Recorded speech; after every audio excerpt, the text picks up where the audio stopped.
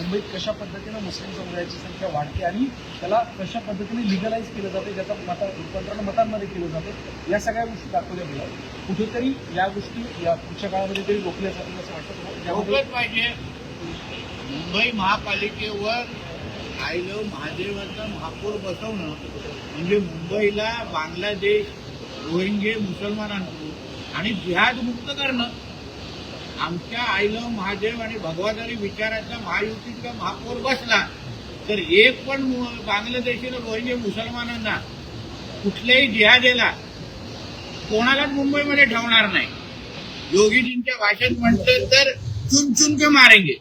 लक्षात घ्या, चुन चुन के, ठेचून ठेचून जिथे जिथे बिळात बसलेले आहेत, कोणी त्यांना लपवलेले आहेत, प्रत्येकाच्या दाड्या खेचून, प्रत्येकाचे पाय खेचून या मुंबईतून घसटून बसून आम्ही बाहेर काढणार. म्हणजे आता फक्त 15 तारखेला 7-8 दिवस राहिलेले आहेत. अपने अब्बा के पाकिस्तान के पास जाने की तैयारी चालू करो, बैग भरना चालू करो. जल्दी तुम्हारी गंदगी हम साफ करने के लिए 16 तारीख को आ रहे. म्हणजे मुंबईतल्या जिहाद्यांसाठी किंवा बांगलादेशी रोहिंग्यांसाठी 15 तारखे डेडलाईन आहे. 15 तारीख शेवटचा दिवस मुंबईचा राहण्याचा, शेवटचा दिवस.